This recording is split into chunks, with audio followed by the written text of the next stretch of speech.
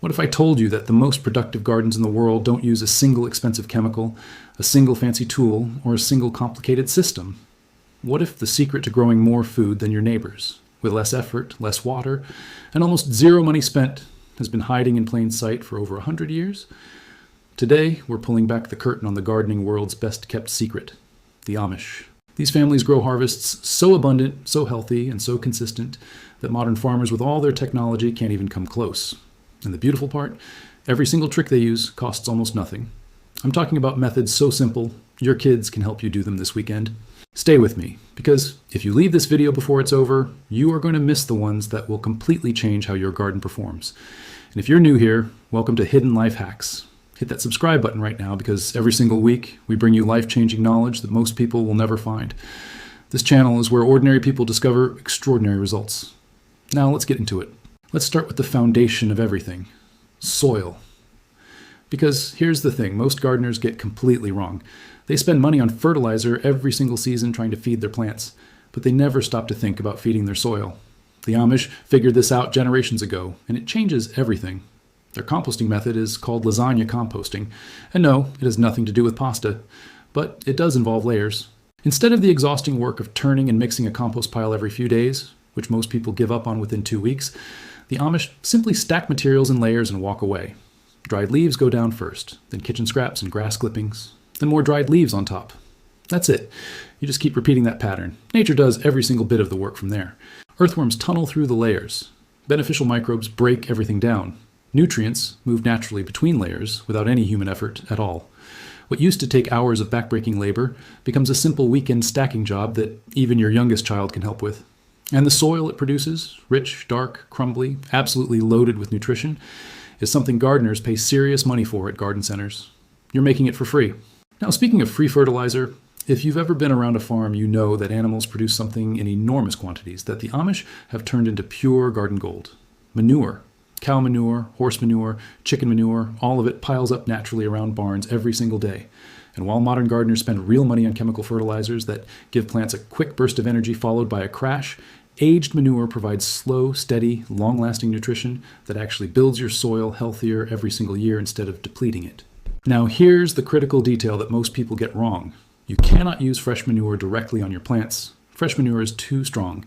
It will burn your plant roots and can carry harmful bacteria. You need to let it age for at least 6 months to a year. During that time, the harmful bacteria die off and the nutrients transform into plant-friendly forms your vegetables can actually use. The result is a natural fertilizer that contains the perfect balance of nitrogen, phosphorus, and potassium. 3 things your garden needs desperately to thrive. But the Amish don't stop at solid manure. They take things one brilliant step further by turning the aged manure into a liquid fertilizer. They call it manure tea. The process is exactly what it sounds like. You steep aged manure in water for about 2 weeks, and what you get is a liquid so packed with nutrients that plants can absorb it almost immediately through their roots. Solid fertilizer has to break down slowly in soil before plants can use it. Liquid fertilizer skips that entire process. Your plants get what they need right now. Yes, it smells absolutely terrible while it's brewing, but your tomatoes will not care one single bit about the smell. They will care about the results, and the results speak for themselves every single time. Now, here's one that's going to make you look at your kitchen trash completely differently. Those papery brown onion skins that you peel off every time you cook, most people throw them away without a second thought. The Amish have been collecting them for decades. Why?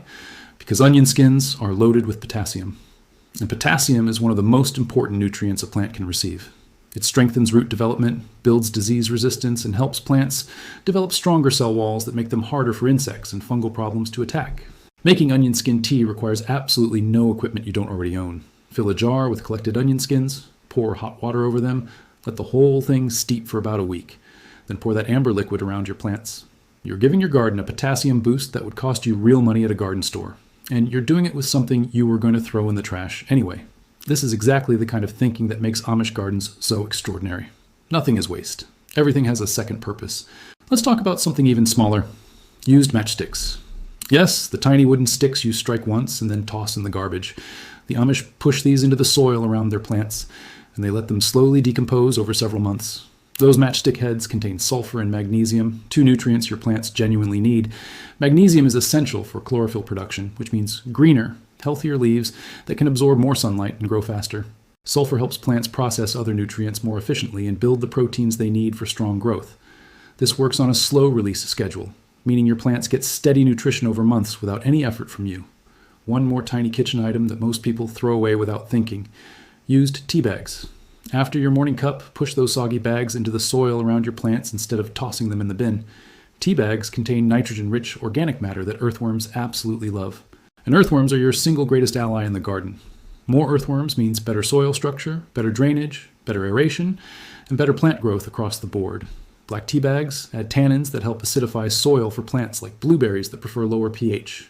Green tea bags add antioxidants that help plants resist disease. The string and the paper tag decompose completely without leaving anything harmful behind. And while we're talking about things from your kitchen that your garden desperately wants, let's talk about egg water. Every time you boil eggs for breakfast, that leftover water is loaded with dissolved calcium from the eggshells. Instead of pouring it down the drain, cool it completely and pour it around your plants. Calcium strengthens plant cell walls and prevents a heartbreaking problem called blossom end rot in tomatoes and peppers.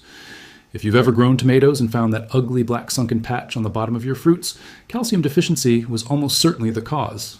This one tiny habit, saving your egg water every morning, can eliminate that problem entirely. Free. Zero extra effort. You were already boiling those eggs. Now, let's talk about something a little more unusual. Human hair. Amish families collect hair clippings from haircuts and scatter them around garden plants. This does two things simultaneously. First, the human scent lingers for weeks and convinces rabbits, deer, and other garden pests that people are constantly nearby. Animals that would normally munch right through your vegetable patch will avoid an area that smells like active human presence. Second, as that hair slowly decomposes over the season, it releases nitrogen into the soil. Hair is approximately 16% nitrogen by composition, which makes it as valuable as many expensive commercial fertilizers. You just need to spread it in thin layers. If you clump it too thick, it mats together and prevents water from reaching your plant roots. So keep the layers light and spread them widely. Let's move into seeds, because the way Amish families handle seeds is one of the most powerful long-term advantages they have over conventional gardeners. Every growing season, they look at their garden and identify the strongest performers.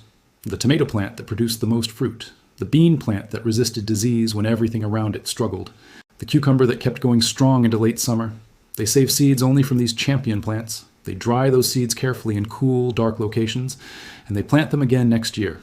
Over decades, this practice creates vegetable varieties that are perfectly adapted to their exact local climate and soil conditions. These are not generic seeds bred for shipping durability and shelf appearance. These are seeds that have been selected for productivity, flavor, and resilience in a specific environment. The results show clearly in every harvest. Here's something that sounds almost too simple to matter, but the data behind it is genuinely impressive. When you plant seeds, the direction they face affects how quickly and successfully they germinate. Most seeds have a pointed end where the root emerges and a rounder end where the shoot develops. When you plant seeds with the pointed end facing down, the root finds its direction immediately and starts growing without any confusion or wasted energy. When seeds get planted randomly, some end up upside down or sideways, and the emerging root has to curve and redirect before it can start growing properly. That wasted energy adds up. Pointed down planting consistently produces better germination rates and stronger initial seedlings, and it costs you absolutely nothing except a little extra care at planting time. Here's another zero-cost trick for planting that solves a problem almost every home gardener struggles with. Uneven seed spacing. When you're trying to scatter tiny seeds in a row, they almost always clump in some spots and leave gaps in others. The Amish solve this by mixing small seeds with cornmeal before planting. The cornmeal acts as a carrier that separates individual seeds and makes them visible against dark soil. The yellow color contrasts clearly with most seed colors and soil surfaces, so you can see exactly where you're planting. The cornmeal decomposes completely in the soil, adding a small amount of organic matter. You get perfectly even seed distribution without any specialized equipment. Now let's talk about starting seeds, because this is where many home gardeners spend money they absolutely don't need to spend. Plastic seedling trays, peat pots, starter kits from garden stores. The Amish start their seeds in empty eggshell halves. Each half shell holds exactly enough soil for one seedling to establish itself properly. The calcium in the shell walls slowly dissolves as the plant grows, feeding the seedling directly. When transplanting time arrives, you plant the entire shell directly in the garden. It continues breaking down and feeding the plant all season long. No plastic waste, no expense, just a container that was already going to exist because you were eating eggs anyway. And if you want even more seed starting containers at zero cost, old newspapers rolled into small pots work perfectly. The soy-based inks in modern newspapers are completely safe for plants and soil. The paper decomposes within a few weeks of planting. And plants that dislike transplant shock absolutely love newspaper pots because the entire container goes in the ground and roots never experience any disturbance at all. Let's talk about something that stumps a lot of gardeners: rooting cuttings. Whether you're trying to propagate a rose bush, start a new fruit tree, or multiply your favorite herb, getting cuttings to develop roots can feel like a frustrating lottery. The Amish discovered a solution that sounds almost too simple. Use a potato, poke a hole in a fresh raw potato, insert the cutting about an inch deep, plant the whole potato and cutting combination directly in soil, leaving just the plant stem above ground. The potato acts as a natural moisture reservoir, slowly releasing water to the cutting without ever drowning the delicate new root tissue. It also provides small amounts of nutrients that encourage healthy root development. The result is a significantly higher success rate for difficult-to-root plants compared to the standard water method, because the potato creates a stable, consistently moist, nutrient-available environment that cuttings need during their most vulnerable weeks. Now I want to share something that might completely change how you think about raised garden beds. Deep underneath many traditional Amish garden beds are logs, actual tree trunks and thick branches, buried in trenches before the soil goes on top. This technique is called hugelkultur, and it comes from ancient European farming traditions. Those buried logs act as giant sponges. During wet weather, they absorb enormous amounts of water. During dry spells, they slowly release that stored moisture back to plant roots above them. As the logs decompose over the course of 5 to 10 years, they create air pockets in the soil that roots love to explore. They release nutrients steadily throughout that entire decomposition period.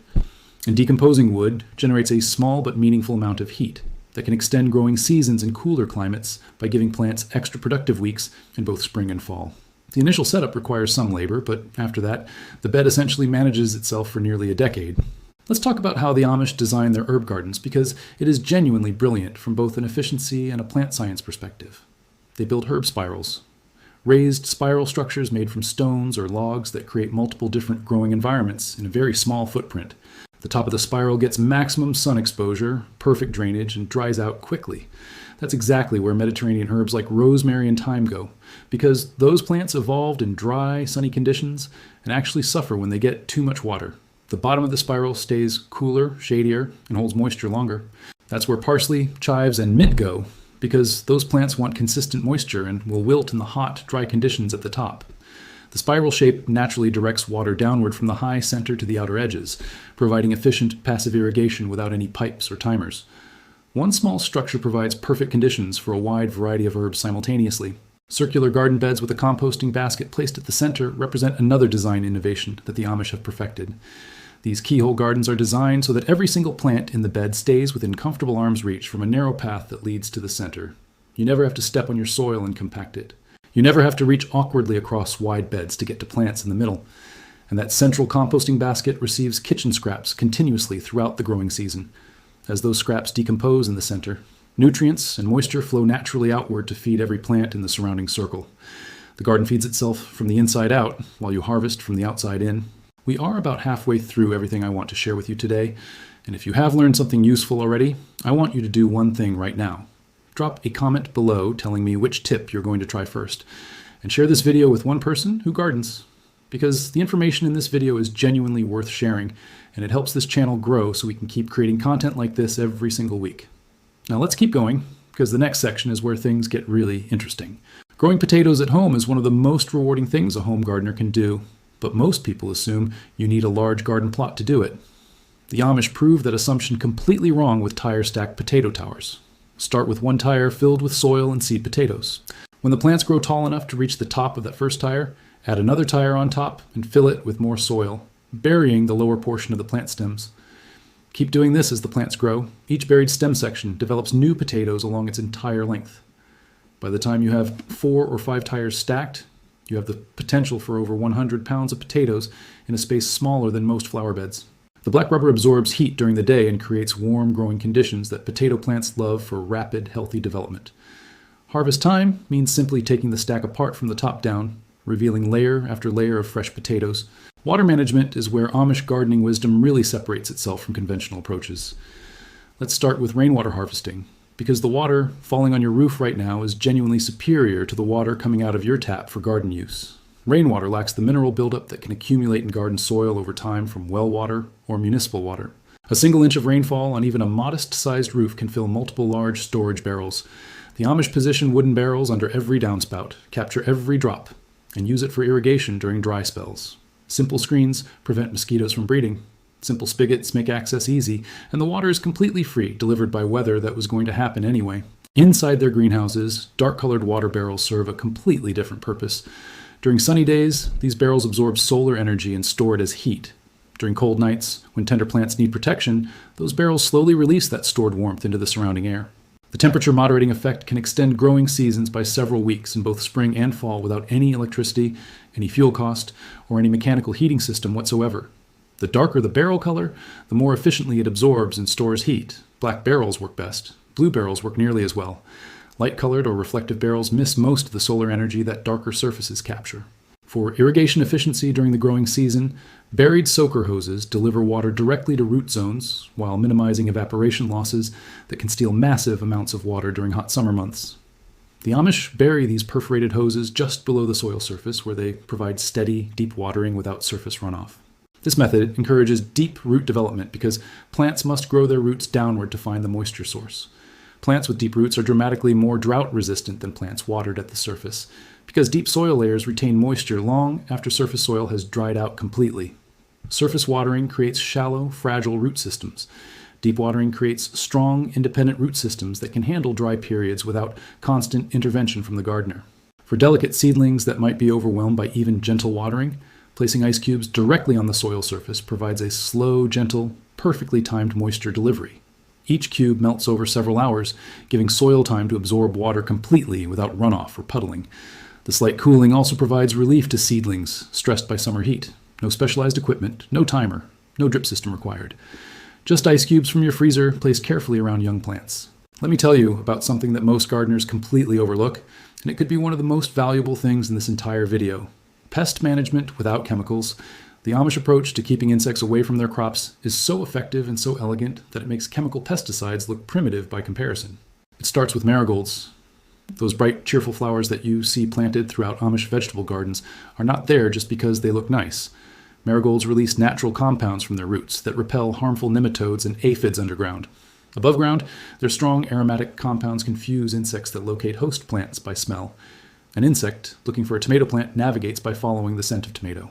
Surround that tomato with marigolds, and the scent confusion is so complete that many insects simply move onto gardens that don't create this olfactory obstacle course. The Amish don't just plant a few marigolds near vulnerable crops. They create complete borders of marigolds around entire garden sections, turning the entire perimeter into a living pest deterrent that works 24 hours a day, 7 days a week, in all weather conditions.